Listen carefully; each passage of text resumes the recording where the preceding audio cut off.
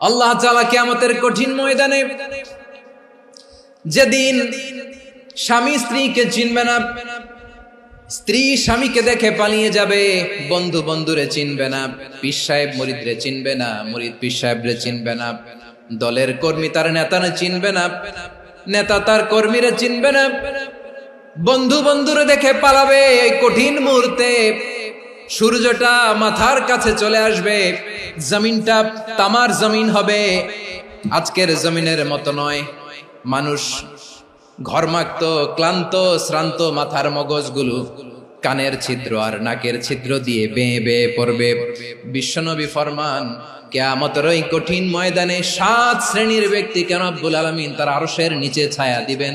তার মধ্যে প্রথম শ্রেণীর ব্যক্তি হলো ইমামুন আদিল, যে ইনসাফের সাথে বিচার করে, যে জাস্টিস সমাজে সার্ভ করে, যে সুশাসন নিশ্চিত করে, ওই ইমামুন আদিল। আদিল শব্দটা বুঝছেন না? ইন্নাল্লাহা ইয়া'মুরু বিল আদল, পাইছেন? আদিল। 7 শ্রেণীর ব্যক্তিকে আল্লাহ তাআলা সুশীতল আরশের নিচে ছায়া দিবেন, যেদিন তার দেয়া ছায়া ছাড়া কোনো ছায়া থাকবে না। এর প্রথম হচ্ছে ইমামুন আদিল, ন্যায়পরায়ণ শাসক। চিল্লায় বলেন সুবহানাল্লাহ।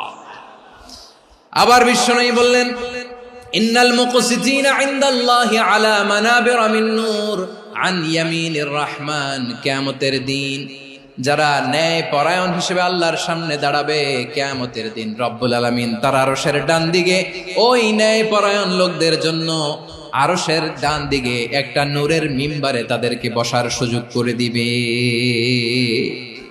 আল্লাহর আরশের ডান দিকে ন্যায় পরায়ণ লোকদের জন্য আল্লাহ তাআলা নূরের মিম্বার বানাবে। 4টে কেন কথা মনে করেছেন? আল আদাল, জাস্টিস। ইন্নাল্লাহা ইয়া'মুরু বিল আদল। আল্লাহ তাআলা এই আদালতের নির্দেশনা দেন, সুবিচার, সুশাসন। প্রিয় ভাইয়েরা, এটা আমরা বাংলাদেশে চাই কি চাই না? এই যে অরাজকতা, এই যে অন্যায়, এই যে জুলুম, এই যে ইনকনসিস্টেন্সি সমাজের অসঙ্গতির প্রধান কারণ জাস্টিস নাই, সুবিচার নাই, সুশাসন নাই। শেষবারের মতো আওয়াজ করে বলেন তো, আমরা বাংলাদেশে আদল চাই কি চাই না? তাহলে প্রথম নির্দেশনা শেষ। আল্লাহ তাআলা তোমাদেরকে আদলের আদেশ দেন। এরপরে আল্লাহ বললেন, আমি তোমাদেরকে ইহসানের আদেশ দেই। ইন্নাল্লাহা ইয়া'মুরু বিল আদলি ওয়াল ইহসান।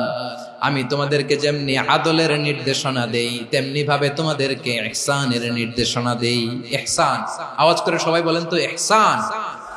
ইহসান মানে কারো প্রতি সফট হার্টেড হওয়া, মহানুভব হওয়া, অনুগ্রহ পরায়ণ হওয়া, অনুগ্রহশীল হওয়া, একে অপরের প্রতি দয়াদ্র হওয়া। একে অপরের প্রতি দয়াদ্র, অনুগ্রহশীল হওয়া ছাড়া মানবিক সমাজ কশিনকালেও গঠন করা সম্ভব না। প্রিয় ভাইয়েরা, সুন্দর আচরণ দিয়ে, ইহসান দিয়ে যা জয় করা যায়, নরম আচরণ দিয়ে যেটা অর্জন করা যায়, কঠোরতা দিয়ে সেটা পারা যায় না। বিষ্ণু ঈসা ইসলাম ইহসান দিয়ে, কোমল আচরণ দিয়ে, তার অনুগ্রহ দিয়ে তিনি অনেক কাফিরের হৃদয়কে জয় করে ফেলেছেন। সাইয়েদনা সুমামা ইবনে উসাল রাদিয়াল্লাহু তাআলা আনহুর কথা মনে পড়ে যায়। তিনি ছিলেন ইয়ামামার বাদশা। মদিনাতে বিশ্বনবীকে হত্যা করার নিয়তে এসেছিলেন। গোপনে গোপনে বিশ্বনবীকে হত্যা করে আবার ইয়ামামাতে তিনি ফিরে যাবেন। কিন্তু কি অবাক করা কাণ্ড, হত্যা করতে পারে নাই, সাহাবাদের হাতে তিনি ধরা পড়ে গেলেন। সাইয়েদনা সুমামা ইবনে উসাল রাদিয়াল্লাহু তাআলা আনহু হত্যার নিয়তে আসলেন, কিন্তু হত্যা করতে পারলেন না। সাহাবারা ওনাকে ধরে ফেললেন, ধরে মসজিদে নববীর পিলারের মধ্যে বেঁধে রাখলেন। সুমামা ইবনে উসাল, সিরাত থেকে শুনে, সিরাত থেকে শোনাচ্ছি, রাদিয়াল্লাহু তাআলা আনহু ইয়ামামার অধিপতি ছিলেন। বিশ্বনবীকে হত্যার জন্য আসছেন, ধরা পড়ে গেছেন, এখন মসজিদে নববীতে বেঁধে রাখছেন। তার মানে বন্দী। এখন স্ট্যাটাস কি? বন্দী, ক্যাপটিভ। তো বিষ্ণু ঈসা ইসলাম সাহাবাদেরকে বললেন, তার খোঁজ খবর নিও, সুমামা ইবনে উসালের খোঁজ খবর নিও। সাহাবারা বলেন, ইয়া রাসূলুল্লাহ, আপনাকে হত্যা করতে এসেছে, তার তো কঠিন ক্যাপিটাল পানিশমেন্ট হওয়া দরকার, কঠিন শাস্তি হওয়া দরকার। বিশ্বনবী বললেন, না, আমি যেটা জানি তোমরা সেটা জানো না, তোমরা সুমামার সাথে ভালো আচরণ করো। বিশ্বনবী সুমামার কাছে গেলেন। প্রথম দিন যে তিনি কালেমার দাওয়াত দিলেন, ইমানের দাওয়াত দিলেন, ইসলামের দাওয়াত দিলেন, রিসালাতের দাওয়াত দিলেন, আখিরাতের দাওয়াত দিলেন। পরের দিন যে বিশ্বনবী সালাতের দাওয়াত দিলেন, যাকাতের দাওয়াত দিলেন, ইসলাম কি, কিভাবে, কেমন করে পালন করতে হয় চমৎকার আর্টিকুলেট করতে শুরু করলেন। তন্ময় হয়ে সুমামা ইবনে উসাল রাদিয়াল্লাহু তাআলা আনহু বিশ্বনবীর কথাগুলো শুনতে আরম্ভ করলো। একদিন নয়, 2 দিন নয়, টানা 3 দিন বিশ্বনবী সুমামার কাছে ইসলামকে প্রেজেন্ট করেছেন, উপস্থাপন করেছেন। আওয়াজ করে বলেন, কয় দিন? 3 দিন। 3 দিন মসজিদে নববীতে বাধা। আর সাহাবীদেরকে বললেন, তার খোঁজ খবর নিও, তোমরা যে রুটি বানাও এর মধ্যে সবচেয়ে ভালো আটার রুটিটা তারে দিও, সবচেয়ে রিফাইন্ড খেজুর, যেটা পিওর খেজুর, এটা তারে দিও। আর বিশ্বনবী নিজের উট থেকে দুধ দহন করে ওনার বাড়ির এক কর্মচারীকে বলেছেন, দুধ দহন করে সুমামার জন্য নিয়ে যেও। সুবহানাল্লাহ পড়বেন না? সবাই তো অবাক, ইয়ামামা থেকে আসছে নবীকে হত্যা করতে, বিশ্বনবী দেখে তারে জামাই আদর করে। একদিন নয়, 2 দিন নয়, টানা 3 দিন বিশ্বনবী এভাবে সুমামার কাছে যেয়ে ইসলামকে প্রেজেন্ট করতে আরম্ভ করলেন, ইসলামকে উপস্থাপন করতে শুরু করলেন। আর তাকে চমৎকার এন্টারটেইনমেন্ট, আপ্যায়ন দিতে আরম্ভ করলেন। টানা 3 দিন যখন ইসলামের দ্য বিউটিজ অফ ইসলাম, ইসলামের সুমহান বাণী, সৌন্দর্য তার কাছে উপস্থাপন শেষ, তাকে আপ্যায়ন শেষ, বিশ্বনবী বললেন সাহাবাদেরকে, যাও এবার সুমামার হাতের পায়ের রশি দুটো খুলে দাও। সাহাবারা তর্ক জুড়ে দিলেন, লা ইয়া রাসূলুল্লাহ, এমনটা করবেন না, তো ভয়ঙ্কর ভয়ঙ্কর খুনি, কি জানি কি হয়ে যায়। বিশ্বনবী বললেন, না, তার হাতে পায়ের রশিগুলো খুলে দাও। সাহাবারা বিশ্বনবীর কথা মতো তার হাতে পায়ের রশিগুলো খুলে দিল। সুমামা মুহূর্তের মধ্যে মসজিদে নববী থেকে বের হয়, ইয়ামামায় ফিরে না যে মসজিদে নববীর পাশে একটা খেজুর বাগান ছিল, সেখানে চলে গেলেন। সেখানে একটা ছোট্ট কুয়া ছিল, কুয়ার পানি দিয়ে তিনি গোসল করলেন। সুবহানাল্লাহ পড়েন। কুয়ার পানি দিয়ে গোসল করে মসজিদে নববীর সামনে এসে বিশ্বনবী এবং সাহাবাদের সামনে দাঁড়িয়ে সাব্বাবা উঁচু করে বললেন, আশহাদু আল্লা ইলাহা ইল্লাল্লাহ ওয়া আশহাদু আন্না মুহাম্মাদান আবদুহু ওয়া রাসূলুহু। আমি সাক্ষ্য দিচ্ছি আল্লাহ ছাড়া কোনো ইলাহ নাই, আর মুহাম্মদ আল্লাহ তাআলার প্রেরিত বান্দা এবং রাসূল। প্রিয় ভাইয়েরা, ইহসান দিয়ে যা জয় করা যায়, কঠোরতা দিয়ে সেটা কঠিনকালেও জয় করা যায় না। আওয়াজ করে বলেন, ঠিক কি না? এবার সুমামা দাঁড়িয়ে বলে, ওগো নবী, আমি তো কালিমা পড়ে মুসলমান হয়ে গেলাম, এবার শোনেন, এই মুহূর্তের আগে আপনার চেহারার চাইতে নিকৃষ্ট কোনো চেহারা আমার কাছে ছিল না, কিন্তু শাহাদা পাঠ করার পরে আপনার চেহারার চাইতে উত্তম শ্রেষ্ঠ কোনো চেহারা আমার কাছে আর নাই। ও নবী, আজকের দিনের আগে ইসলাম ধর্মের চেয়ে নিকৃষ্ট অপছন্দনীয় কোনো ধর্ম আমার কাছে ছিল না, কিন্তু এই মুহূর্ত থেকে ইসলামের চেয়ে সেরা শ্রেষ্ঠ পছন্দনীয় কোনো ধর্ম আমার কাছে নাই। নবী গো, আজকের দিনের আগে মদিনার চাইতে অপছন্দনীয় নিকৃষ্ট কোনো শহর আমার কাছে ছিল না, কিন্তু এই মুহূর্তের পর থেকে মদিনার চাইতে কোনো শ্রেষ্ঠ শহর আমার জানা নাই। সে ছিল গমের বড় ডিলার, গম বেচত। কি বেচত? তার গম কিনে মক্কার লোকেরা রুটি খাইতো। সে ঘোষণা দিল, আজকে থেকে মক্কাবাসীদের জন্য সব গম আমি হারাম করে দিলাম, মক্কাবাসী এখন না খেয়ে মরে। সুবহানাল্লাহ পড়বেন না? মক্কাবাসী বিশ্বনবীর কাছে আসলেন, এসে বললেন, মুহাম্মদ, আমরা তো তোমার ভাই, তোমার চাচা, তোমার ভাতিজা, তোমার আত্মীয়, তুমি সুমামারে বলো সে যেন আবার গমের সাপ্লাই মক্কার জন্য অনুমতি দিয়ে দেয়। বিশ্বনবীর অনুমতি ক্রমে সুমামা আবার মক্কাতে গম পাঠাতে শুরু করলো। পড়েন সুবহানাল্লাহ। ইহসান, ইহসান দিয়ে আপনি যেটা জয় করতে পারবেন, you can win the heart of your enemies. ইহসান দিয়ে আপনি আপনার শত্রুর হৃদয়কে জয় করতে পারবেন। এজন্য আল্লাহ বললেন, ওয়া আনফিকু ফি সাবিলিল্লাহি ওয়া লা তুলকু বিআইদিকুম ইলাত তাহলুকা ওয়া আহসিনু ইন্নাল্লাহা ইউহিব্বুল মুহসিনিন। তোমরা আল্লাহর রাস্তায় দান করবে আর নিজেরা নিজেদেরকে ধ্বংসের হাতে ঠেলে দিও না। তোমরা একে অপরের প্রতি ইহসান করবে, কারণ ইহসানকারীদেরকে আল্লাহ বড় ভালোবাসেন। সুবহানাল্লাহ পড়েন। আবার সূরা রহমানে আল্লাহ বললেন, হাল জাযাউল ইহসানি ইল্লাল ইহসান ফাবিআইয়ি আলা, সবাই পড়েন, ফাবিআইয়ি আলাই রাব্বিকুমা তুকাযযিবান। ইহসানের প্রতিদান হিসেবে ইহসানি হয়। বিশ্বনবী সুমামার প্রতি যেমন ইহসান করেছেন, সুমামাও ঠিক তেমন ইহসান ফিরিয়ে দিয়েছে। ঠিক কিনা বলেন? তাহলে এক নম্বরে হচ্ছে আদ, ন্যায় বিচার। দুই নম্বরে সবাই বলেন ইহসান, সদাচরণ। ইহসান দুই ধরনের প্রিয় ভাইরা, ইহসান ফিল ইবাদা, ইহসান ফিল মুআমালা। ইহসান ফিল ইবাদা হচ্ছে একাগ্র অনুভবে ইবাদতে ডুব দেওয়া, এর নাম ইবাদতের ইহসান। সুবহানাল্লাহ পড়ুন। বিশ্বনবী বলেন ইহসান মানে কি জানো নাকি? হাদিসে জিবরিলে সাইয়েদনা জিবরিল আলাইহিস সালাম বিশ্বনবীকে বললেন আখবিরনি আনিল ইহসান। নবী আমাদেরকে বলেন ইহসান মানে কি? বিশ্বনবী বললেন আনতা আবুদাল্লাহা কাআন্নাকা তারাহু ফাইন লাম তাকুন তারাহু ফাইন্নাহু ইয়ারাক। ইহসান মানে হলো এমন ভাবে তুমি আল্লাহর সামনে নিজেকে উজাড় করে ইবাদত করবে, তুমি ভাববে তুমি আল্লাহকে দেখতে পাচ্ছ। আর এটা যদি ভাবা তোমার জন্য কঠিন হয়ে যায়, অন্তত এতটুকু তুমি ভাববা যে আল্লাহ তোমাকে দেখতে পাচ্ছেন। ঠিক কিনা বলেন? ও আমার বীর চট্টলার ভাইয়েরা, কেউ যেটা দেখে না সেটা দেখে কে? এই বিশ্বাস হৃদয়ের মধ্যে আছে? নামাজে যখন দাঁড়ান এই ফিলিংসটা আনা যাবে? এসা পর্যন্ত যে আমরা হায়াত পাবো কোনো গ্যারান্টি আছে? সবাই আওয়াজ করে বলেন গ্যারান্টি আছে? গ্যারান্টি নাই। এজন্য বিষ্ণু ইসলাম বলেছে এমন ভাবে নামাজে দাঁড়াও, ইবাদত করো, মনে করো হতে পারে এটাই আমার জীবনের শেষ নামাজ। পারফর্ম দ্য সালাহ as if this is your last and final prayer. এমন ভাবে সালাতে দাঁড়াও, ভাবো হতে পারে এটাই তোমার জীবনের শেষ নামাজ। এমন ভাবে নামাজে দাঁড়াও, ভাবো এটাই শেষ নামাজ। তাহলে নামাজে একাগ্রতা বাড়ায় দিবে কে? ফলে ইবাদতের ইহসান আমাদের অর্জিত হবে। আর মুআমালাতে ইহসান হলো, বিশ্বনবী বলেন ইন্নাল্লাহা তাবারাকা ওয়া তাআলা কাতাবাল ইহসানা আলা কুল্লি শাই ফাইযা কাতালতুম ফাআহসিনুল কিতলা ওয়া ইযা যাবাহতুম ফাআহসিনুয যাবহা ওয়ালিয়ুহিদ্দা আহাদুকুম শাফরাতাহু ওয়ালিয়ুরিহ যাবিহাতাহু। ইহসান দুই ধরনের, আওয়াজ করে বলতে হবে কয় ধরনের? একটা হচ্ছে ইহসান ফিল ইবাদা, ইবাদতে ইহসান। ইবাদতে ইহসান কি? একাগ্র অনুভব দিয়ে ইবাদত করা, মন প্রাণ দিয়ে ইবাদত করা। আর মুআমালাতে ইহসান কি? সব কাজে, দৈনন্দিন কাজে, কর্মে, সামাজিক অ্যাক্টিভিটিতে কোমলতা প্রদর্শন করা, অনুগ্রহের সাথে সবকিছু করা।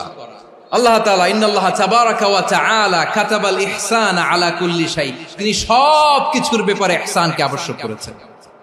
সবকিছু, মুমিনের সব কাজে ইহসানের পরশ থাকবে। ওয়া ইযা কাতালতুম ফাহসিনুল কিতলা, বিষ্ণুই বলেন তুমি যখন কাউকে হত্যা করো ইহসানের সাথে করো। সুবহানাল্লাহ পড়বেন না? যখন হত্যা করো তখনও ইহসানের সাথে। আচ্ছা হত্যা করবো আবার ইহসান আসবে করতে করে তো মেরেই ফেলবো আমি। আল্লাহ, ও ভাই একজন খুন করেছে, খুনি, রাষ্ট্রীয় আইনে তার শাস্তি হয়েছে ডেথ পেনাল্টি, মৃত্যুদণ্ড। এখন মৃত্যুদণ্ড দেখে আপনি যেমনি মন চায় তেমনি মারবেন লোকটারে? ওর নাক কেটে ফেলতে পারবেন? ওর কান কাটতে পারবেন? ওর চোখ উপড়ে ফেলতে পারবেন আপনি? যেমন মন চায় তার অঙ্গহানি করা যাবে না। ইহসানের সাথে তাকে হত্যা করো। সুবহানাল্লাহ, this is Islam, this is the true essence of Islam. ওয়া ইযা যাবাহতুম ফাহসিনুয যাবহা, যখন জবাই করবে তখনও ইহসানের সাথে জবাই করবে। করব জবাই, ওইখানেও নাকি ইহসান। আচ্ছা কুরবানির দিন আমরা পশুগুলোরে কি করি বলেন সবাই আওয়াজ করে? জবাই। জবাই মানে তো এটারে মেরেই ফেলতেছি, একটু পরে তো টুকরো টুকরো করে গোশতগুলো খাবো, এটা তো খাবো, এটা তো মেরেই ফেলবে। বিষ্ণু বলে না, জবাইয়ের মধ্যেও মুমিনের জবাইয়ের ভেতরেও ইহসানের পরশ থাকা চাই। যখন জবাই করবে প্রাণীটাকে হাত পা টাইট করে বেঁধে নাও, ছুরিটাকে শার্পেন করে নাও, ধারালো করে নাও, যাতে অল্প সময়ে জবাইটা হয়ে যায়, প্রাণীটা যাতে কম কষ্ট পায়। সুবহানাল্লাহ পড়ে। দিস ইজ কল্ড ইহসান। আল্লাহ তাআলা যেমনি আদলের আদেশ করেছেন, ন্যায় বিচার, জাস্টিস এনশিওর করতে বলেছেন, সমাজে ইহসানের ব্যবহার, ইহসানের অনুশীলন তিনি করতে বলেছেন। এজন্য মুমিনের প্রতিটি কাজে, আমার চট্টগ্রামের ভাইয়েরা আমার দিকে তাকান, খেয়াল করে শুনুন, মুমিন জীবনের প্রতিটি কাজে ইহসানের পরশ থাকা চাই।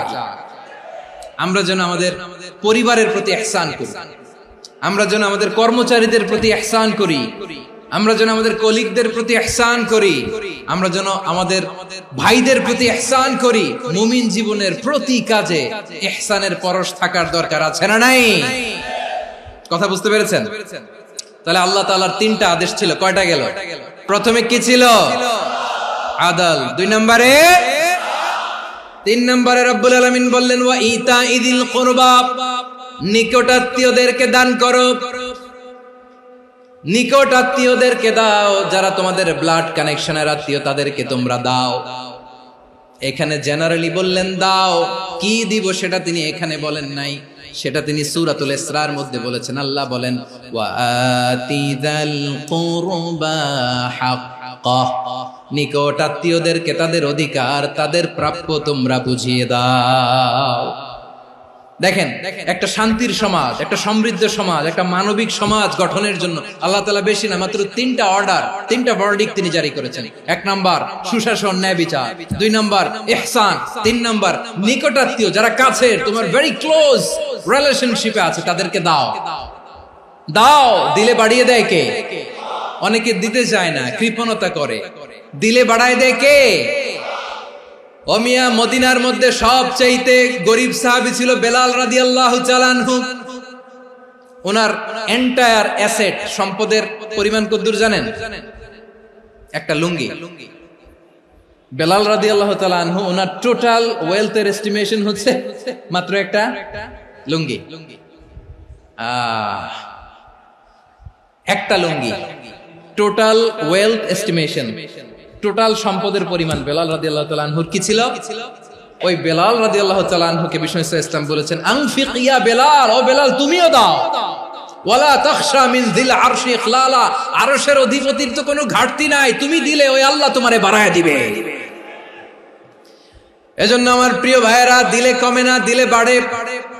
অনেকে ধরে রাখে, নতুন কিছু নিতে পারে না, হাত দিয়ে যেটা ধরে রেখেছেন এটা দিয়ে দেন, বড় একটা ধরার সুযোগ পাবেন। জোরে বলেন ঠিক কিনা? রব্বুল আলামিন বললেন তিন নাম্বার আদেশ হলো তোমাদের প্রতি, সমাজটারে কেমন করে মানবিক সমাজ, সুন্দর সমাজ গড়বা। তিন নাম্বার আদেশ হলো ওয়া আতিদাল কুরবা হাক্কা, নিকট আত্মীয়দেরকে তাদের প্রাপ্য বুঝিয়ে দাও। এই নিকট আত্মীয়দেরকে তাদের অধিকার বুঝিয়ে দেওয়া, প্রাপ্য বুঝিয়ে দেওয়াতে আমাদের গাফলতি আছে না নাই? অনেকে দেখবেন অনেক আল্লাহওয়ালা, তাহাজ্জুদ গুজার, সেজদা দিতে দিতে কপালে কালো দাগ ফেলে দিছে, সে তার বোনের হকটা আদায় করে নাই, আছে না নাই? অনেক বড় হাজী সাহেব, বিশাল লম্বা দাড়ি, ছেলেরে সব দিয়ে দিছে, মেয়েরে কিছু দেয় নাই, মেয়ের হক আদায় করে নাই, আছে না নাই? এই হাজী সাহেবেরা, এই আল্লাহওয়ালারা কিয়ামতের ময়দানে আটকে যাবে। আপনি অন্যের অধিকার নষ্ট করেছেন, তাদের রাইটস কে ভায়োলেট করেছেন। এজন্য আল্লাহ তাআলা বলেন, কারো অধিকার যদি কেউ নষ্ট করে, ওই সমাজটা মানবিক সমাজ কঠিনকালেও হতে পারে না। এজন্য তিন নম্বর আল্লাহ বললেন ওয়া ইতাইদিল কুরবা, নিকট আত্মীয়দেরকে দাও। কি দিবা? তাদের অধিকার দিয়ে দাও। বোনের অধিকার বুঝিয়ে দাও, মেয়ের অধিকার বুঝিয়ে দাও, ফুফুর অধিকার বুঝিয়ে দাও। দেখবেন অনেক মায়েরা ছেলের পাতে মুরগির রান দেয়, মেয়ের পাতে দেয় মুরগির ঠ্যাং। তো মেয়ের কি মুরগির রান খেতে মনে চায় না? মনে চায় না? এমনটা করা যাবে না। নিকটাত্মীয়দেরকে অধিকার দিয়ে দাও, নিকটাত্মীয়ের সাথে সুসম্পর্ক রাখো। আদেশটা কার? এজন্য প্রিয় ভাইয়েরা, জীবনে যদি বারাকা অর্জন করতে চান, নিকটাত্মীয়দের সাথে সুসম্পর্ক রাখতে হবে, তাদের জন্য উপহার পাঠাতে হবে। বিশ্বনবী বলেন লা ইয়াদখুলুল জান্নাতা কাতে, যে ব্যক্তি আত্মীয়তার সম্পর্ককে ছিন্ন করে দেয়, সে কঠিন কালেও আল্লাহর জান্নাতে ঢুকবে না। আপনি কি এটারে সহজ হাদিস মনে করছেন? এটা সহজ কথা? আপনি ভাবছেন আপনার নামাজ আপনারে বাঁচাতে পারবে, আপনার রোজা বাঁচাতে পারবে, আপনার তাহাজ্জুদ আপনারে বাঁচাতে পারবে? অধিকার নষ্ট করলে কিছুই আপনারে বাঁচাতে পারবে না। এজন্য নিকট আত্মীয়দেরকে দিতে হবে বেশি বেশি। বিশ্বনবী বলেন ইন্না সাদাকাতা আলাল মিসকিনি সাদাকা ওয়া আলা যির রাহিমি ইসনাতান সাদাকাতুন ওয়া সিলা। মিসকিন রে দান করলে শুধু দানের সওয়াব হয়, নিকট আত্মীয়কে দান করলে দুইটার সওয়াব হয়, সাদাকার সওয়াব হয়, আবার আত্মীয়তার বন্ধন অটুট রাখার সওয়াব হয়ে যায়। আবার বিশ্বনবী বললেন মান সাররাহু আইয়ুবসাতা লাহু ফি রিজকিহি ওয়া ইনসালাহু ফি আসারিহি ফালইয়াসিল রাহিমা। যে ব্যক্তি তার রিজিকের প্রশস্ততা চায় আর হায়াতে বরকত চায়, সে যেন তার আত্মীয়ের সাথে সুসম্পর্ক রাখে। আমার প্রিয় চট্টলার ভাইয়েরা, আমাদের রিজিক বাড়ুক, এটা আমরা চাই কি চাই না? সবাই চান? হ্যাঁ, আমাদের রিজিকে প্রশস্ততা আসুক, চাই কি চাই না? আমাদের হায়াতে বরকত আসুক, আমরা চাই কি চাই না? এই দুইটা যদি চান তাহলে নিকটাত্মীয়দের সাথে সুসম্পর্ক রাখবেন। পারবেন? তাহলে সমাজটারে মানবিক সমাজ বানায় দিবে কে? তিনটা আদেশ চলে গেল। 1 নম্বরে কি ছিল? 2 নম্বরে, 3 নম্বরে নিকটাত্মীয়দেরকে দান। আল্লাহ তাআলা তিনটা জিনিসের যেমনি আদেশ করেছেন, অনুরূপ ভাবে তিনটা বিষয় তিনি বারণ করেছেন, নিষেধ করেছেন। ওগুলোর কাছেও যাওয়া যাবে। রাব্বুল আলামিন বলেন, ওয়ায়ানহা আনিল ফাহশাই ওয়াল মুনকারি ওয়াল বাগি। আমি যেমনি তিনটি বিষয়ে আদেশ করলাম, অনুরূপ ভাবে তিনটি বিষয়ে বারণ করলাম, নিষেধ করলাম। আমার 1 নাম্বার নিষেধাজ্ঞা হলো অশ্লীলতার প্রতি। ফাহশা, ওয়ায়ানহা আনিল ফাহশা, আল্লাহ তাআলা অশ্লীলতাকে নিষেধ করেছেন। কোন জিনিসকে? সবাই বলুন, কোন জিনিসকে? যত ধরনের, যত টাইপের, যত ক্যাটাগরির অশ্লীলতা হতে পারে সব অশ্লীলতাকে হারাম করেছেন কে? ফাহশা মানে কি? কথায়, কাজে, আচরণে, কমেন্ট, ফেসবুকের কমেন্টসে যত ধরনের নোংরামো আছে, যত ধরনের অশ্লীলতা আছে, এটাকে আরবিতে বলে ফাহশা। রাব্বুল আলামিন বলেন, কুল ইন্নামা حرم ربي الفواحش ما ظهر منها وما بطن। ও নবী, আপনি বলে দেন, আমার রব প্রকাশ্য, অপ্রকাশ্য, স্পষ্ট কিংবা অস্পষ্ট, দৃশ্যমান কিংবা অদৃশ্যমান সব অশ্লীলতাকে হারাম করেছেন। সব ধরনের অশ্লীলতা হারাম। আল্লাহ তাআলা আমাদেরকে অশ্লীলতা থেকে বাঁচান। এবার বলেন, আমাদের সমাজে অশ্লীলতা আছে না নাই? অশ্লীলতা নানা ভাবে, নানা নামে, নানা মোড়কে আমাদের সমাজে আছে না নাই? সংস্কৃতির নামে, ফ্যাশনের নামে, বিনোদনের নামে, উপন্যাসের নামে, কনসার্টের নামে অশ্লীলতা আছে না নাই? আপনি দেখেছেন কনসার্টগুলোর অবস্থা? আমাদের তরুণ তরুণীরা, আমাদের যুবক যুবতীরা, আমাদের জেনজিরা, কি অবস্থা ওইখানে? কনসার্টের নামে অশ্লীলতা আছে না নাই? ছেলে মেয়ে একে অপরকে জড়ায় ধরতেছে, একে অপরকে চুমু খাচ্ছে, প্রকাশ্যে, দিবালোকে, গণমানুষের সামনে। আল্লাহ তাআলা এই অশ্লীলতা থেকে আমাদেরকে বেঁচে থাকতে বলেছেন। রূপালী জগতের নামে অশ্লীলতা আছে না নাই? এই টার্মটা আপনারা জানেন না? রূপালী জগৎ কি জগৎ? আসলে কি রূপালী জগৎ না অন্ধকার জগৎ? আমার বোনেরা, আপনাদেরকে যে কি বলে তারা বুঝায়, রূপালী জগৎ শুনেই আপনি ভরকে যাবেন না। রূপালী জগতে যে নারী যত বেশি উলঙ্গ, সে নাকি তত বেশি সাহসী। জানেন? বলে এটা একটা সাহসী নারী, খুব সাহসী পদক্ষেপ তার। যত বেশি শরীর থেকে কাপড় নামাতে পারবে, যত বেশি বস্ত্রহীন হয়ে নিজেকে প্রেজেন্ট করতে পারবে, সে নাকি তত বেশি সাহসী। আমার চট্টলার ভাইয়েরা, শয়তানের প্রথমে এজেন্ডা ছিল বনি আদমকে বস্ত্রহীন করা। সে আদম এবং হাওয়া আলাইহিস সালামকে নিষিদ্ধ গাছের ফল খাইয়ে তাদেরকে বস্ত্রহীন করেছে। এই জামিনেও সে আমাদেরকে বস্ত্রহীন করতে চাইবে। এই রূপালী জগতের নামে তারা এটা করে। আমার প্রিয় বোনেরা, আপনি জানেন না আপনার দাম কত? ওরা আপনাদেরকে বিজ্ঞাপনের সস্তা পণ্য বানাতে চায়। ওরা আপনাদেরকে ওদের ভোগের লিপসার টুলস বানাতে চায়। ওরা আপনাদেরকে দিয়ে ওদের খায়েশ পূরণ করতে চায়। এটা আপনাদের জন্য মোটেও ডিগনিটি নয়, এটা আপনাদের জন্য সম্মান নয়। আপনার সম্মান শালীনতায়, আপনার সম্মান হেজাবে, আপনার সম্মান ভদ্রতায়, আপনার সম্মান আপনার ডিসেন্ট পোশাকে। পোশাক বলে দেয় এই নারীটা ভদ্র না অভদ্র। পোশাক বলে দেয় এই মেয়েটা কোন ঘরের মেয়ে। আপনি জানেন না, আপনারা সস্তা পণ্য বানায়, ভোগের পণ্য, বিলবোর্ডে আপনাকে উলঙ্গ করে উপস্থাপন করে। এই অশ্লীলতার সাথে ইসলামের কোন সম্পর্ক। এজন্য আল্লাহ বলেন, আমি অশ্লীলতাকে হারাম করেছি। অশ্লীলতাকে হারাম করার প্রথম কারণ হলো এর মাধ্যমে মানবতাকে অপমানিত করা হয়। কারণ মানুষের সম্মান মানুষের পোশাকে। মানুষ যখন পোশাকহীন হয়ে যায়, বস্ত্রহীন হয়ে যায়, তার সম্মান কমে যায়। ঠিক কিনা? অশ্লীলতাকে হারাম করার প্রথম কারণ হচ্ছে মানুষ মানুষকে অপমান করে। একটা নারী, সে তো সম্মানিত, নারী যে কত সম্মানিত নারীরা এটা বুঝেই নাই। বিশ্বনবী বলেন আদ-দুনিয়া কুল্লুহা মাতা ওয়া খায়রু মাতা'আদ দুনিয়া আল মারআতুস সালিহা। আমার বোনেরা, 5টা প্যান্ডেলে আপনারা এলইডিতে আমার আলোচনা শুনছেন, আমি জানি। আপনাদের এই গর্ভ যে কত দামি আপনি জানেন না। আপনার পেট থেকেই আসবে আগামী দিনের সালাহুদ্দিন আল আইয়ুবী। আপনার পেট থেকেই আসবে অনাগত দিনের ইমাম মাহদী আল মুনতাযর। আপনার পেট থেকেই আসবে অনাগত দিনের ফয়সাল, ওয়াসিম, মুগ্ধ, আবু সাইদের মতো বীর যোদ্ধা। আমার প্রিয় বোনেরা, আমার প্রিয় বোনেরা, বিশ্বনবীর কথার ওজন খেয়াল করেন। আদ-দুনিয়া কুল্লুহা মাতা ওয়া খায়রু মাতা'আদ দুনিয়া আল মারআতুস সালিহা। দুনিয়ার সবকিছুই অ্যাসেট, এর মধ্যে সবচেয়ে দামি অ্যাসেট নেককার নারী। আপনার গর্ভ যে কত দামি আপনি জানেন না। নিজের সময়টাকে কাজে লাগান, কোরআন পড়েন, সুন্নাহ পড়েন। আপনার অনেক দায়িত্ব ঘরে। You are the MD of your family. একটা family it's a very big institution. পরিবার একটা অনেক বড় প্রতিষ্ঠান, and you are the MD of your institution. আপনি এই পরিবারের MD, managing director of your family. এখানে আপনার কত দায়িত্ব।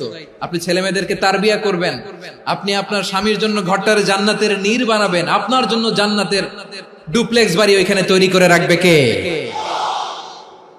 আপনি যে কত দামি আপনি জানেন না। নারীদেরকে আল্লাহ বানিয়েছেন উচ্চতর করে, নিম্নতর নয়। নারীদেরকে ছোট্ট জিনিস দিলে এটারে বড় করে দেয়। নারীদেরকে ভ্রূণ দিলে, শুক্রাণু দিলে নারী এটারে বাচ্চা হিসেবে উপহার দেয়, ঠিক কিনা?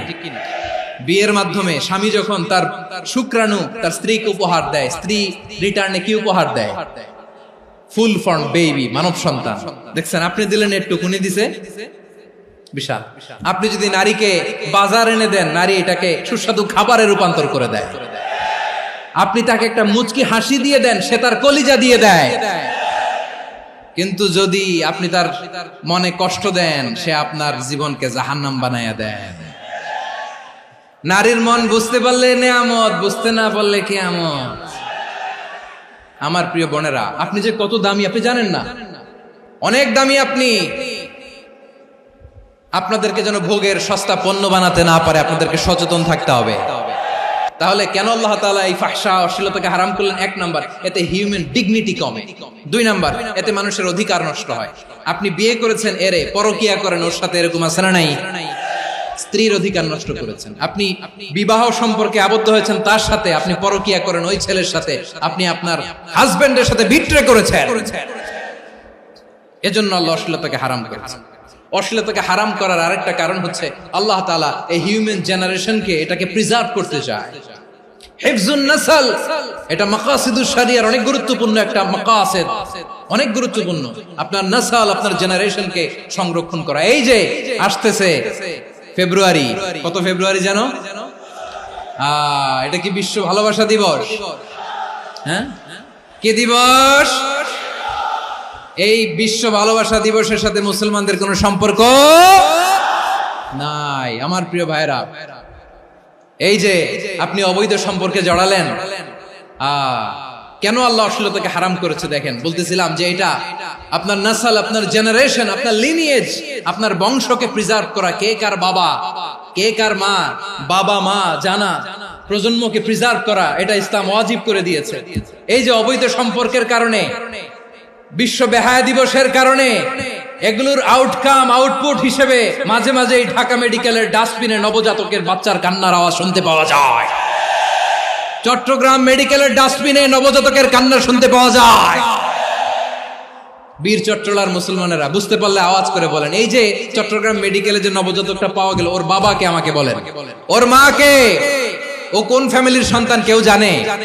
আপনি হিউম্যান ডিগনিটিকে অপমান করেছেন না? আপনি তার ভবিষ্যৎকে অন্ধকার করেছেন না? আপনি তার লিনিয়েজকে প্রশ্নবিদ্ধ করে দিয়েছেন না?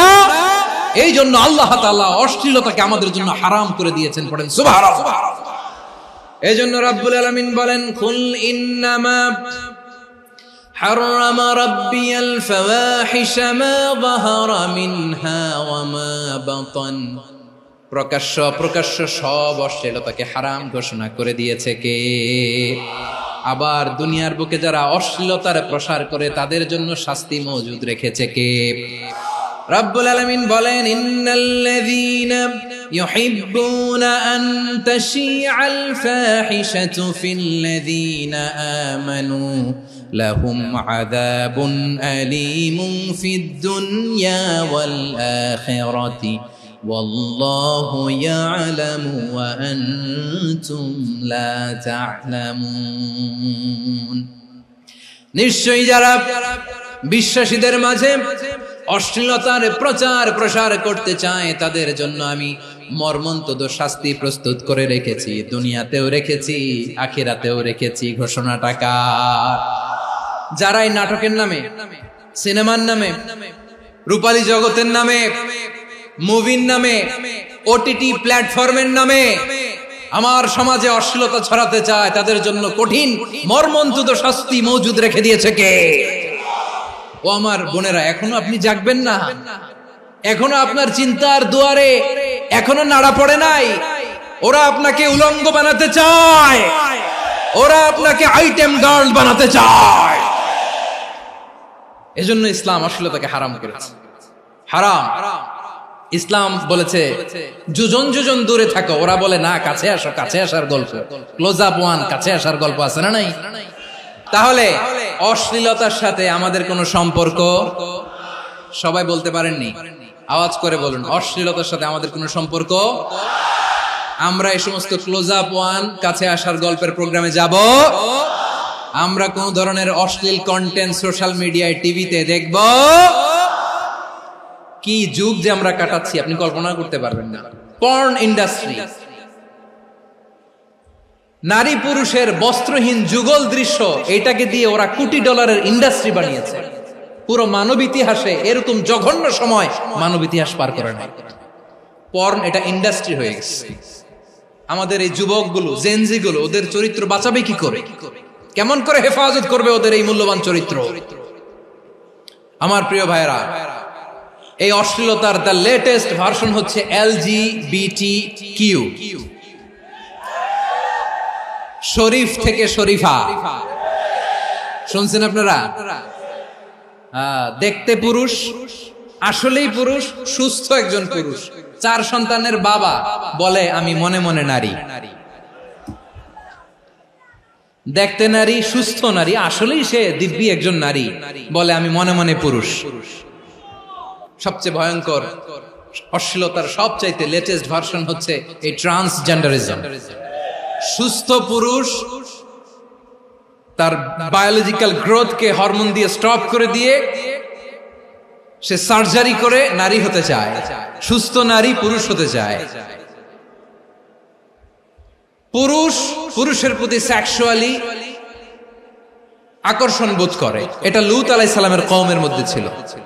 এটাকেও আল্লাহ কোরআনে ফাহিশা বলেছেন। ওয়ালুতান ইয قال لقومه أتأتون الفاحشة ما سبقكم بها من أحد من العالمين। লূত আলাইহিস সালাম বললেন, তোমরা কি এমন এক অশ্লীল কার্যক্রমে ডুব দিলে নাকি যেটা গোটা বিশ্বের কেউ কখনো করে নাই, তোমরাই প্রথম করেছো? পড়েন নাউযুবিল্লাহ। এই পশ্চিমের এই রোগ আমার দেশে যেন আসতে না পারে, আমাদের সজাগ থাকতে হবে। প্রিয় ভাইরা, চিল্লায় বলেন ঠিক কি না? পশ্চিমের অবস্থা ভয়ঙ্কর। পাশ্চাত্যে, আমি যুক্তরাষ্ট্রে ছিলাম অনেকদিন, কয়েক মাস, বিভিন্ন স্টেটে ঘুরেছি। গার্ডিয়ানরা উদ্বিগ্ন, ছেলে মেয়েদেরকে, ছোট্ট ছেলে মেয়ে, ওদেরকে জিজ্ঞেস করে, তুমি how do you feel right now inside yourself? তুমি ভিতরে ভিতরে কেমন ফিল করো? তোমার কি ছেলে ছেলে লাগে না মেয়ে মেয়ে লাগে? আচ্ছা বলেন, এই ছোট্ট বাচ্চাটাও কি এগুলো জেন্ডার অ্যাসাইনমেন্ট বলতে এগুলো কিছু বুঝে? এইভাবে মিসগাইড করা হচ্ছে। কৌতূহল বশত ছোট্ট ছেলে যদি বলে আমার তো মেয়ে মেয়ে লাগে, তখন বলে যে না তুমি মেয়ে, ছেলে না। মা বাবা বাধা দিলে ওকে আলাদা গভর্নমেন্ট হাউসে নিয়ে যায়। ভয়ঙ্করতম অবস্থা। আমরা একটা সময় শুনতাম যে হুজুর আমার ছেলেটা খুব ভালো, হাফেজে কোরআন, আল্লাহওয়ালা। হুজুর আমার ছেলে দাড়ি রাখছে, আল্লাহওয়ালা। হুজুর আমার ছেলে 5 ওয়াক্ত সালাত জামাতের সাথে পড়ে, তার মানে আল্লাহওয়ালা। পশ্চিমে যে আমি কি শুনছি জানেন? ওরা বলে হুজুর আমার ছেলেটা ইউনিভার্সিটির একটা মেয়ের সাথে প্রেম করে, ও খুব আল্লাহওয়ালা, হুজুর দোয়া করবেন। এর কারণ ওদের কাছে আল্লাহওয়ালার ক্রাইটেরিয়া হচ্ছে হুজুর আমার ছেলেটা আরেক ছেলের পছন্দ করে নাই, আমার মেয়েটা আরেক মেয়েকে ভালোবাসে নাই, এজন্য আমার ছেলেটা আল্লাহওয়ালা, হুজুর ওর জন্য একটু দোয়া করে দিয়েন। কি চ্যালেঞ্জ ওরা ফেস করতেছে। ওনার ছেলে যে আরেক ছেলেরে বিয়ে করবে না, এটাতেই উনি খুশি যে আলহামদুলিল্লাহ আমার ছেলেটা একটা মেয়েরে ভালোবাসে, আমার মেয়েটা একটা ছেলেরে ভালোবাসে, মানে এটা খুব আল্লাহওয়ালা। নাউজুবিল্লাহ পড়তে পারলেন না? এজন্য অশ্লীলতার সাথে আমাদের কোন সম্পর্ক। রাব্বুল আলামিন বলেন ওয়ায়ানহা আনিল ফাহশাই ওয়াল মুনকারি ওয়াল বাগি, তিনটা জিনিসকে আমি নিষিদ্ধ করলাম। এক নাম্বার হলো ফাহশা, অশ্লীলতা। দুই নম্বরে হলো মুনকার, সমস্ত মন্দ কাজ। মুনকার মানে হচ্ছে যত মন্দ কাজ, খারাপ কাজ, বাজে কাজ, এটার বলে মুনকার। এটার কি বলে? আপনারা পড়ছেন না, তা'মুরুনা বিল মা'রুফি ওয়া তানহাউনা আনিল মুনকার। সৎ কাজের আদেশ, অসৎ কাজের নিষেধ। মুনকার, মুনকার হচ্ছে মানুষের স্বাভাবিক বিবেকবোধ যেটাকে খারাপ বলে, ওইটাই মুনকার। পৃথিবীর সব আসমানি গ্রন্থ যেটাকে খারাপ বলেছে, মানুষের স্বাভাবিক বিবেকবোধ যেটাকে খারাপ বলেছে, এগুলো সব মুনকার। যেমন ইফতিজিং, এটা কি ভালো না খারাপ? মজুদদারি, খাদ্যে ভেজাল দেওয়া, ওজনে কম দেওয়া, মাছে ফরমালিন মিশানো, চাঁদাবাজি, টেন্ডারবাজি, দখলবাজি, এগুলো আমাদের স্বাভাবিক বিবেকেই বলে এগুলো খারাপ, এগুলো হচ্ছে মুনকার। আল্লাহ তাআলা এই মুনকার থেকে আমাদেরকে বেঁচে থাকতে বলেন, আর শয়তান এই মুনকারের প্রতি আমাদেরকে উদ্বুদ্ধ করে। আল্লাহ তাআলা বললেন, ইয়া আইয়ুহাল্লাযীনা আমানু লা তাত্তাবিউ খুতুওয়াতিশ শাইতান ওয়া মান ইয়াত্তাবি' খুতুওয়াতিশ শাইতানি ফাইন্নাহু ইয়া'মুরু বিল ফাহশাই ওয়াল মুনকার। আল্লাহ বললেন, আমার গোলামেরা শোনো শোনো, ও আমার বিশ্বাসী বান্দারা খবরদার, তোমরা কশিনকালেও শয়তানের পদাঙ্ক অনুসরণ করবে না, কারণ শয়তান তোমাদেরকে অশ্লীলতা এবং মন্দ কাজের দিকে উদ্বুদ্ধ করে। আমাদের কাজ হচ্ছে শয়তান আমাদেরকে যেদিকে নিতে চায় আমরা তার উল্টা দিকে যাব। শয়তান এই মন্দ কাজকে আমাদের কাছে বিউটিফাই করে, চাকচিক্যময় করে আমাদের সামনে উপস্থাপন করে। এজন্য আল্লাহ বলেন মুনকারকে থামাতে হবে, মুনকার প্রতিরোধ করতে হবে। মুনকার প্রতিরোধের দায়িত্ব শুধু আমাদের নাকি? শুধু আপনার খতিব সাহেবের, ইমাম সাহেবের, নাকি মুসলিম উম্মার সবার? আওয়াজ করে বলুন, মুনকার অসৎ কাজ প্রতিরোধের দায়িত্ব কার? রাব্বুল আলামিন বলেন, কুনতুম খায়রা উম্মাতিন উখরিজাত লিন-নাসি তা'মুরুনা বিল মা'রুফি ওয়া তানহাউনা আনিল মুনকার। তোমাদেরকে শ্রেষ্ঠ জাতি করে জমিনের মধ্যে আবির্ভূত করা হয়েছে, যাতে করে তোমরা জমিনের ভেতরে সৎ কাজের আদেশ করতে পারো আর অসৎ কাজের নিষেধ করতে পারো। উম্মাহ, কুনতুম খায়রা, তাহলে গোটা উম্মার দায়িত্ব, এটা বুঝতে পারছেন তো? আচ্ছা, আরো নিচে আসেন। এরপরে আল্লাহ বললেন, শুধু উম্মাহ না, এই জমিনের রাজত্ব আমি যাদের হাতে দেই, এই জমিনের মালিক আমি যাদেরকে বানিয়ে দেই, যাদেরকে আমি সরকারের দায়িত্ব দেই, তাদেরকেও মুনকার প্রতিরোধের দায়িত্ব দিয়েছে কে? আল্লাহ বলেন, যারা ক্ষমতার মসনদে বসেছে তাদেরকে 4 দফা কর্মসূচি আমি আল্লাহ দিলাম। আওয়াজ করে বলেন, কয় দফা? আল্লাহ বলেন, আল্লাযীনা ইম্মাক্কান্নাহুম ফিল আরদি আকামুস সালাতা ওয়া আতাউয যাকাতা ওয়া আমারু বিল মা'রুফি ওয়া নাহাউ আনিল মুনকার ওয়ালিল্লাহি আকিবাতুল উমুর। যারা এই জমিনের উত্তরাধিকার হয়েছে তারা 4 দফা কর্মসূচি নিয়ে সামনে আগাবা। সালাত কায়েম করবা, যাকাত আদায় করবা, সৎ কাজের আদেশ দিবা, অসৎ কাজ থেকে মুনকার প্রতিরোধ করবা। আদেশটা কার? আমার প্রিয় চট্টলার ভাইরা, পুরো উম্মার দায়িত্ব মুনকার প্রতিরোধ করা, সরকার প্রধানের দায়িত্ব মুনকার প্রতিরোধ করা। এরপর আল্লাহ বলেন, প্রতিটা ফ্যামিলির যিনি প্রধান, সিইও, বাবা, প্রত্যেক বাবারও দায়িত্ব এই মুনকার প্রতিরোধ করা। আওয়াজ করে বলেন ঠিক কি না? যেমনটি সাইয়েদনা লুকমান আলাইহিস সালাম ওনার কলিজার টুকরা সন্তানকে আদেশ করেছেন, ইয়া বুনাইয়া আকিমিস সালাতা ওয়া'মুর বিল মা'রুফি ওয়ানহা আনিল মুনকার। পড়েন সুবহানাল্লাহ।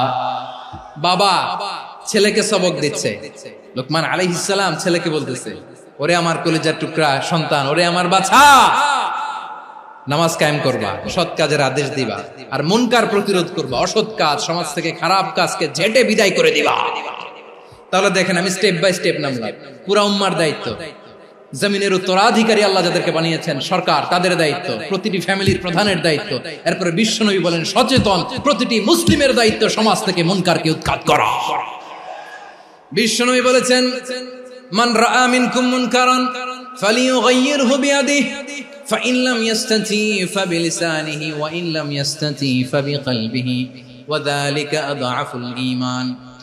সমাজে যে মুনকার দেখবে, খারাপ কাজ দেখবে, সে যেন হাত দিয়ে সেটাকে থামায়। আমার প্রিয় ভাইরা, না থামালে আমরাই ডুববো শেষমেশ। আমাদের বাঁচার জন্য হইলেও থামাইতে হবে। রব্বুল আলামিন বলেন ওয়াত্তাকু ফিতনাতাল লা তুসিবান্নাল্লাযীনা যালামু মিনকুম খাসসা।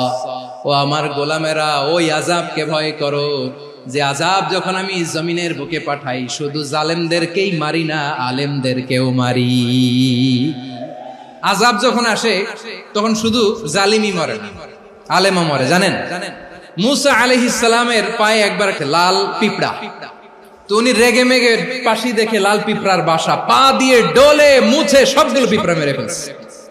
এই ঘটনাটা আল্লাহ ঘটিয়েছেন এজন্য মুসা আলাইহিস সালাম ছিলেন কালিমুল্লাহ, সরাসরি আল্লাহর সাথে কথা বলতেন। তিনি আল্লাহকে জিজ্ঞেস করেছিলেন, আল্লাহ তুমি যখন কোন জনপদে আযাব পাঠাও, শাস্তি দাও, ওখানকার শুধু জালেমরাই তো মরে না, ভালো মানুষগুলাও মরে, তো আযাব দিবা মুশরিকদের উপর দিবা, অবাধ্যদের উপর দিবা, ভালো মানুষগুলোরে মারো কেন? আল্লাহ বললেন, মুসা তোমার যে কামড় দিছিল পায়ের মধ্যে পিঁপড়া, কয়টা পিঁপড়া? একটা পিঁপড়া, তো সবগুলারে মারলা কেন? রেগে মেগে পুরো পিঁপড়ার বাসা ভেঙে মেসাকার করলা কেন? আমি যখন অ্যাকশনে যাই, আমি যখন শাস্তি দেই, তখন এত বাস বিচার করা হয় না, বাস বিচার করা যায় না। যখন অ্যাকশনে যাওয়া হয় ওইটা ডাইরেক্ট অ্যাকশন হয়ে যায়। চিল্লায় বলো ঠিক কি না? এজন্য আমাদের বাঁচার জন্য হলেও এই পাপ থামাতে হবে, এই শয়তানের অট্টহাসি থামাতে হবে, অন্যায় অপরাধ সমাজ থেকে আমাদের থামাতে হবে। কারণ আযাব আসলে ওরাও মরবে, আমরাও মরব। একটা জাহাজ 2 তলা, আপনি আছেন 2য় তলায়। নিচের তলার কিছু লোক জাহাজের তলা ছিদ্র করতে আরম্ভ করছে। কি ছিদ্র করতেছে? আচ্ছা, জাহাজের তলা ছিদ্র করলে তলা দিয়ে কি ঢুকে? এখন আপনি যদি বলেন আমার কি, আমি তো 2 তলায়, আমি তো ভালো আছি, ওরা ছিদ্র করে ওরা মরবে। আসলে কি শুধু ওরা মরবে? তলা দিয়ে যখন পানি ঢুকবে, জাহাজ ঢুকলে আপনিও মরবেন। এজন্য নিজে মরার আগে ওই পাগলগুলোর নিচতলায় যে থামাতে হবে। চিল্লায় বলেন ঠিক কি না? এজন্য আল্লাহ বললেন মুনকার প্রতিরোধের দায়িত্ব সমাজের টপ টু বটম সবার। এজন্য মুনকার প্রতিরোধ করার দরকার আছে না নাই? সমাজে এই যে ইফটিজিং হয়, আপনার বোনের বয়সী একটা মেয়েকে কিছু বকাটে টিটকারি করে, এই বলে সেই বলে, নোংরা কথা বলে, রাস্তায় দেখেও আপনি পাশ দিয়ে না দেখার মতো চলে যান কেন? আপনি দাঁড়ান না কেন? আপনি দাঁড়ালেই তো থেমে যাবে, কারণ সত্যের যে শক্তি তার সামনে মিথ্যা মুখ থুবড়ে পড়ে। আপনার সামনে ও কিছুই না, নাথিং। আপনি দাঁড়ান, ওকে প্রশ্ন করেন যে আমার বোনকে তুমি ডিস্টার্ব করো কেন? আপনাকে দেখে আরো 5 জন দাঁড়াবে, 5 জনকে দেখে আরো 10 জন দাঁড়াবে। আমাদের নীরবতা আর আমাদের নিশ্চুপ থাকাই জালিমদেরকে আরো শক্তিশালী জালিম বানিয়েছে। এজন্য মুনকার প্রতিরোধের দায়িত্ব আমাদের সবার। টেন্ডারবাজি, চাঁদাবাজি, দুর্নীতি, অপরাধ, দখলদারিত্ব, মজুদদারি, এগুলো সবকিছু একসাথে প্রতিরোধ করতে হবে। ঠিক কিনা বলেন?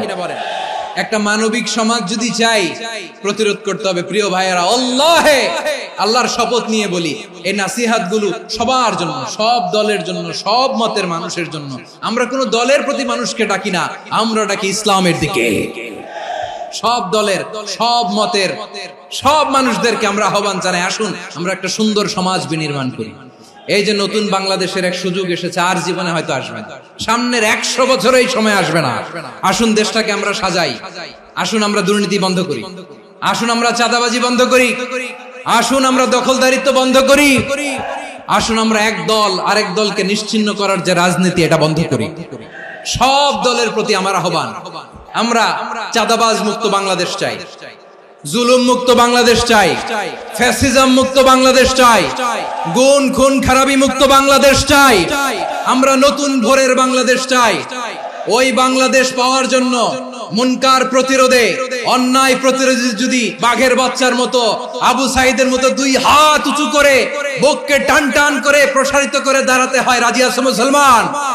রাব্বুল আলামিন বলেন ওয়ায়ানহা আনিল ফাহশাই ওয়াল মুনকারি ওয়াল বাগি ইয়াইদুকুম লাআল্লাকুম তাযাক্কারুন। আল্লাহ বললেন আমি অশ্লীলতাকে নিষেধ করি, আমি সব ধরনের মন্দ কাজকে নিষিদ্ধ করি, সব শেষে আমি সীমা লঙ্ঘনকে তোমাদের জন্য নিষিদ্ধ করি।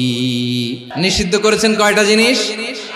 1 নম্বরে অশ্লীলতা, 2 নম্বরে মুনকার তথা সব মন্দ কাজ, 3 নম্বরে আল বাগি সীমা লঙ্ঘন, ক্রসিং দ্য লিমিট। সীমা লঙ্ঘন করা ভালো না। We all should know our limits. চিল্লায় বলেন ঠিক কিনা? একই আয়াতে আল্লাহ বললেন কুল ইন্নামা হারামা রাব্বিয়াল ফাওয়াহিশা মা যাহারা মিনহা ওয়া মা বাতানা ওয়াল ইসমা ওয়াল বাগিয়া বিগাইরিল হক। অন্যায় ভাবে যে অবাধ্য হয়, যে সীমা লঙ্ঘন করে, তাদেরকেও আমি এটা হারাম করে দিলাম। সীমা লঙ্ঘন করা হারাম। আল্লাহ বারবার বারবার আমাদেরকে ওয়ার্নিং দেয়। যখন আমরা থামি না তখন আল্লাহ ধরে, আর যখন ধরে তখন ছাড়ে না। ধরে ধরে ধরে না, ধরলে আল্লাহ।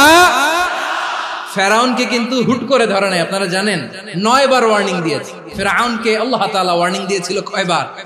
রাব্বুল আলামিন বলেন ওয়ালাকাদ আতাইনা মূসা 9 আয়াতিন বাইয়িনাত। 9টা মুআজিজা দেখিয়েছি।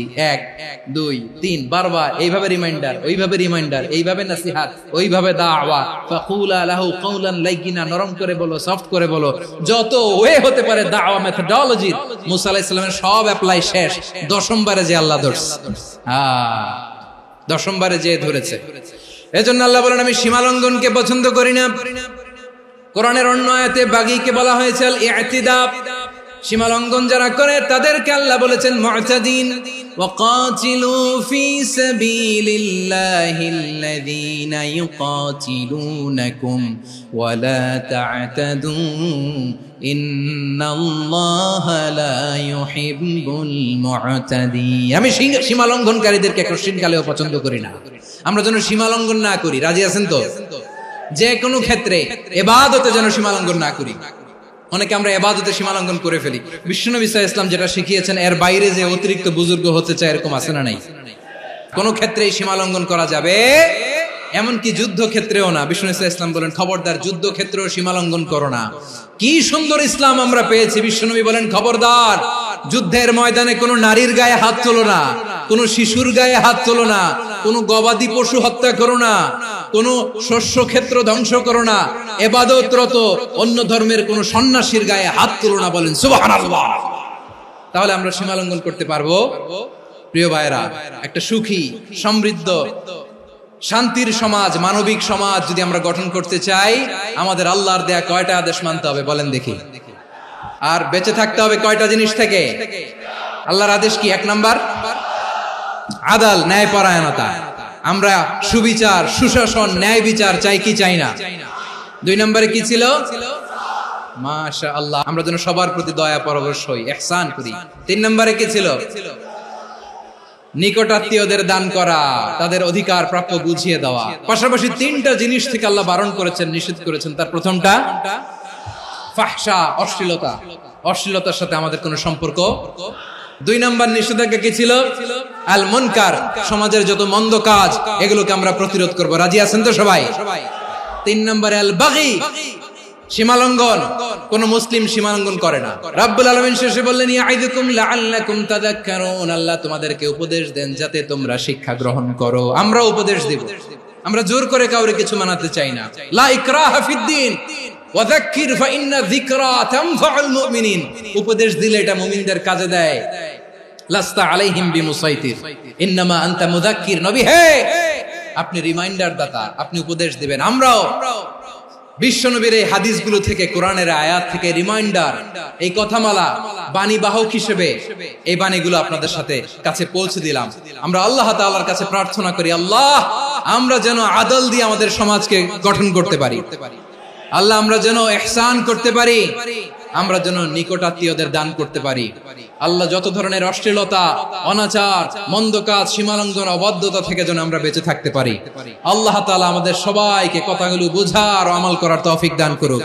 হাযা মা ইনদি ওয়াল ইলমু ইনদাল্লাহ আলাইহি তাওয়াক্কালতু ওয়া ইলাইহি উনীব। সুবহানাকাল্লাহুম্মা বিহামদিকা আশহাদু আল্লা ইলাহা ইল্লা আনতা আস্তাগফিরুকা ওয়া আতুবু ইলাইক।